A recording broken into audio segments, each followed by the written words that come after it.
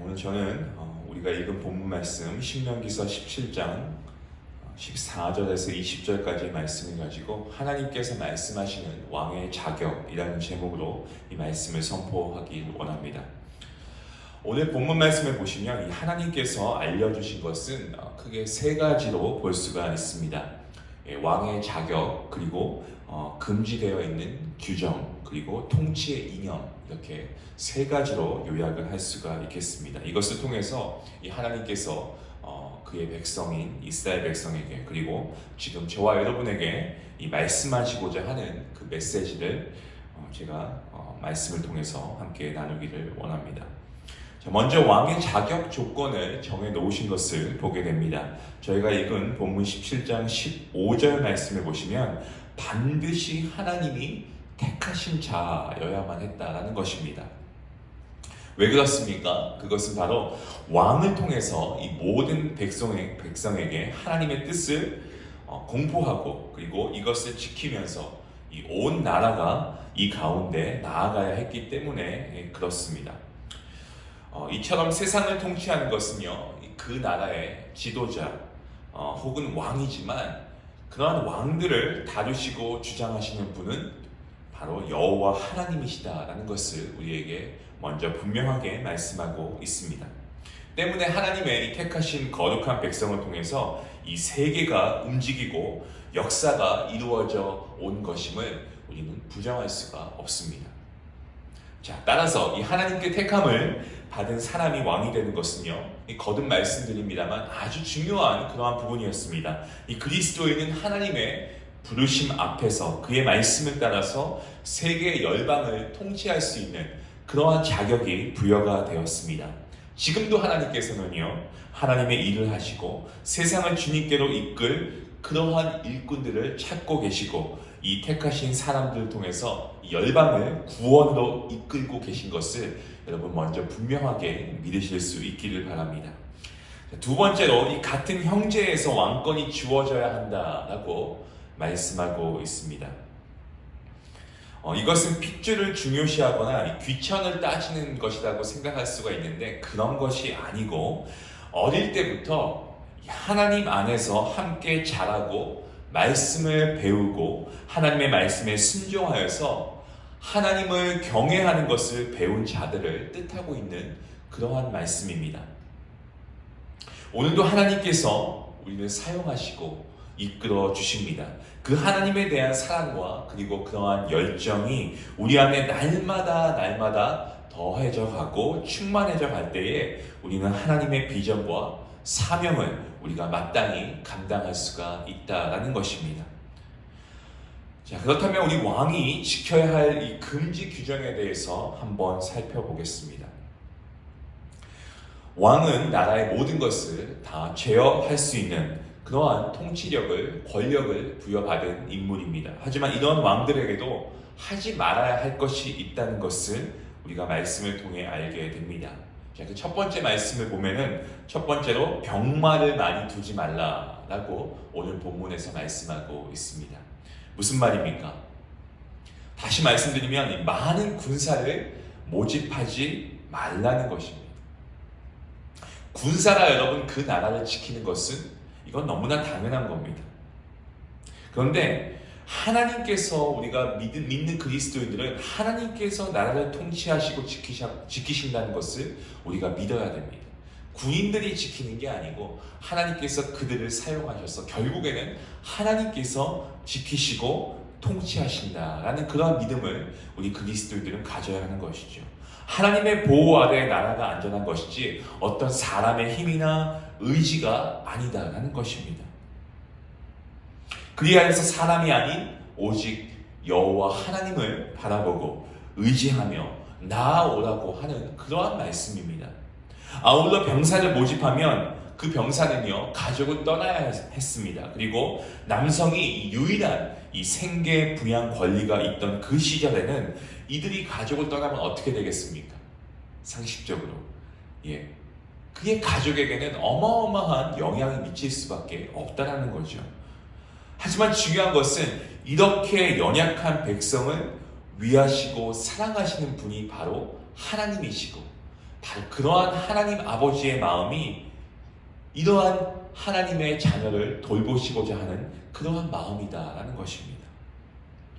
자, 두 번째로 보면은 금지한 것이 무엇이 있습니까? 아내를 많이 두지 말라라고 말하고 있습니다. 하나님께서 아담에게 하와를 만들어 주셨을 때 아담은 뭐라고 합니까? 내 뼈 중에 뼈이고 그리고 내 살 중에 살이다라고 그렇게 하였습니다. 이처럼 아내는 하나님께서 남편에게 주신 가장 귀한 선물인 줄로 믿습니다. 게다가 그 당시의 전략관계 혹은 다른 관계들로 맺어진 혼인을 통해서 이방 여인들이 얼마나 많이 들어왔는지 모릅니다. 그리고 그들이 모시는 이방 신도 함께 데리고 왔다라는 것이죠. 때문에 이들로 인해서 이 우상 숭배가 성행이 되었습니다. 이런 것을 보시는 하나님께서는 아내를 많이 두지 말라고 하신 겁니다. 또 하나 금지되는 요건이 있습니다. 그 세 번째는 무엇이냐면 은금을 쌓지 말라라고 말씀하셨습니다.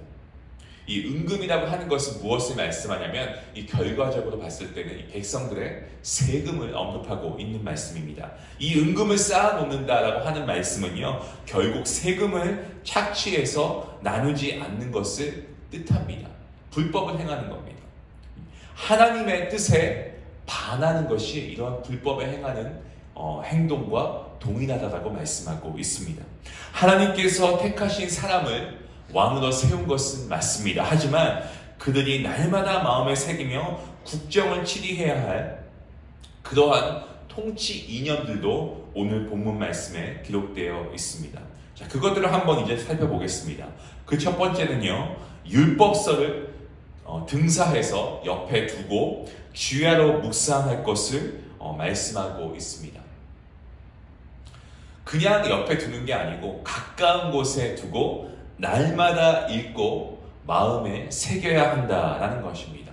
그렇게 함을 통해서 하나님 앞에 서고 말씀 안에 거하고 그리고 하나님을 경외함으로 나라를 다스려야 한다는 것을 분명하게 말씀하고 있습니다. 그 말씀이 본문 18절 말씀에 나와 있습니다. 두 번째 통치 이념은 본문 19절 말씀인데요. 이렇게 말씀하죠. 율법서의 말과 규례를 지켜서 행할 것을 말씀하고 있습니다.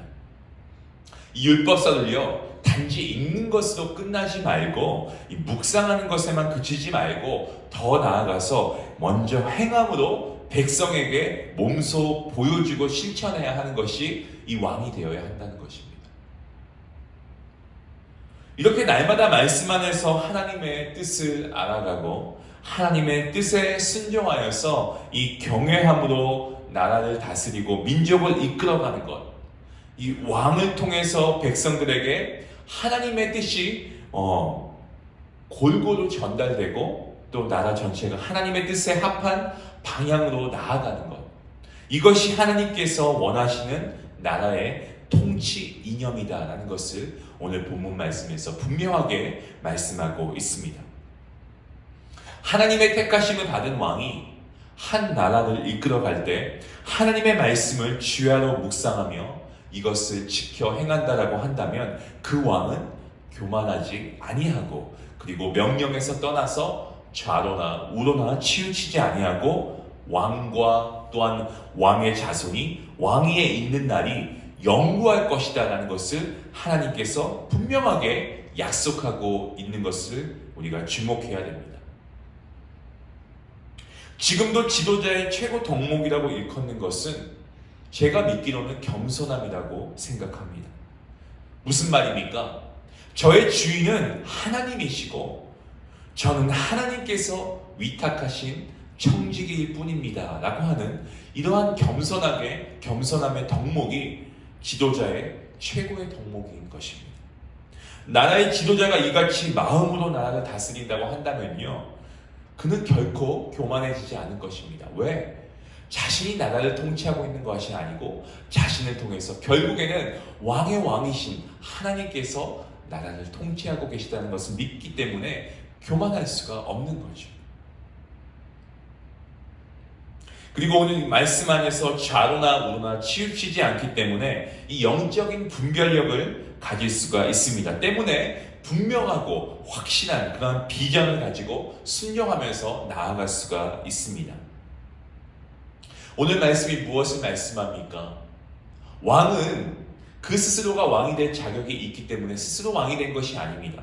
왕은 하나님께서 세우신다라고 하는 것입니다. 그리고 그 왕은 어떻습니까? 하나님의 말씀에 따라서 나라를 다스립니다. 때문에 하나님의 축복 가운데 살아가야 합니다. 너무나 당연한 겁니다. 하나님의 말씀을 지키면 하나님께서 약속의 말씀을 주시기 때문에 그렇습니다.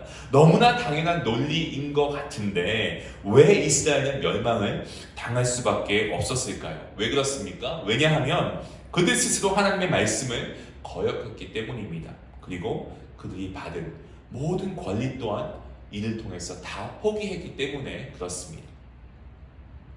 사무엘을 보시기 바랍니다. 사무엘을 보면 분명히 하나님께서 이 하나님의 마음에 합한 사람을 찾는다고 하셨음에도 불구하고 그가 어떻게 했습니까? 이새의 집으로 갔을 때 다윗이 아닌 첫째 아들을 마음에 들어 했습니다.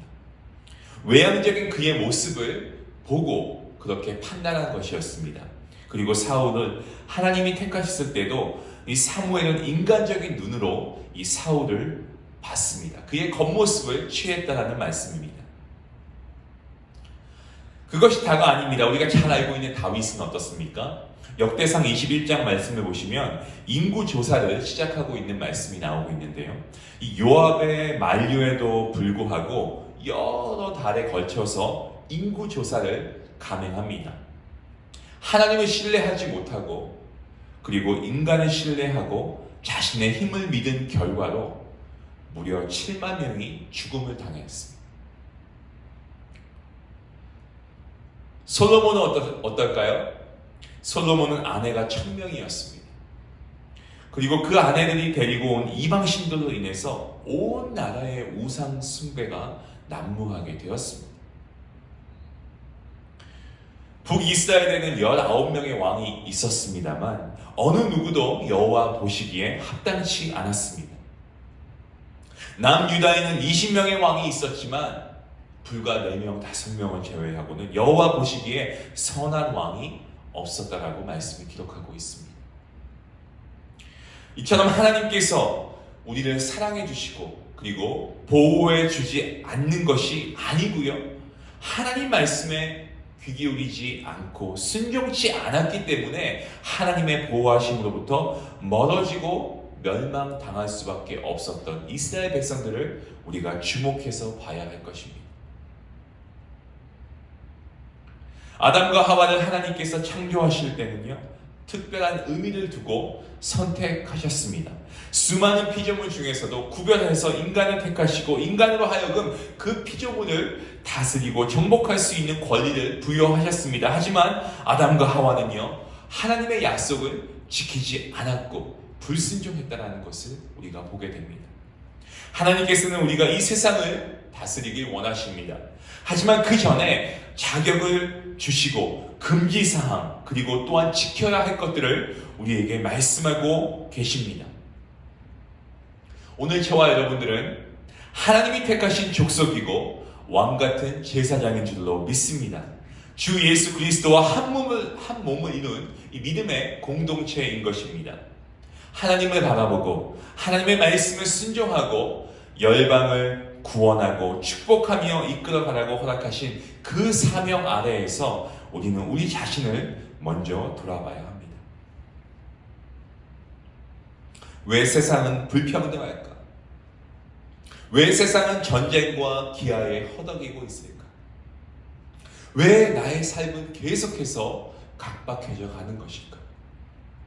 우리가 이런 어떤 불평을 가지기 이전에 이 땅에 위임하신 하나님 말씀 안에서 우리의 신앙과 믿음과 삶을 우리가 돌아봐야 한다는 말씀입니다. 하나님께서 부여해 주신 자격을 갖추고 살고 있는지, 우리가 하나님의 말씀을 읽고 듣고 있지만 그 말씀대로 행하기 위해서 우리가 몸부림치고 있는지, 그 안에 겸손함과 영적인 분별력을 가지고 지키고 있는지 우리 자신을 돌아봐야 한다는 말씀입니다. 우리가 말씀 안에 거하지 않고서는, 말씀을 모르고서는 이것들을 지킬 수가 없고 결국에는 내가 했다라고 생각할 수밖에 없기 때문에 교만해질 수밖에 없다라는 말씀입니다. 만약 여러분이 어떠한 말을 할 때 내 경험에는, 내 생각에는 이라고 하는 말을 한다라고 한다면 여러분 다시 한번 생각해 보시기 바랍니다. 여러분이 의사를 결정하고 세상을 살아갈 때 갖는 기준이 여러분의 생각과 경험입니까? 아니면 하나님의 말씀이고 하나님의 뜻입니까? 한 예화를 말씀드리겠습니다. 어느 날 어떤 장로님께서 섬기시고 있는 그 교회 목사님께 이러한 말씀을 했다고 합니다. 평소 이 여러 좀 비트가 강한 그러한 악기들과 이 소리 높여서 박수치고 외치고 찬양하는 스타일이 이 장로님에게는 평상시에 너무나 어색하고 좀 잘 맞지 않고 따라하기가 쉽지 않아서 좀 마음에 좀 부담감이 있었다라고 이렇게 목사님에게 장로님이 말씀을 했습니다. 자, 그런데 그렇게 말을 하고 나서 이제 기도 시간이 있는데, 본인이 정하신 기도 시간에 기도를 하는데 문득 이런 마음을 하나님께서 주신다라고 이렇게 고백하셨습니다. 생각해 보니까 왜 하나님을 찬양하는데 이 모든 것이 어색해야 할까? 내가 온만 다해서 손뼉치고 그리고 정말 손을 들고 외치면서 여러 악기들로 하나님을 찬양하는 것이 왜 마땅하지 아니한가라는 거죠.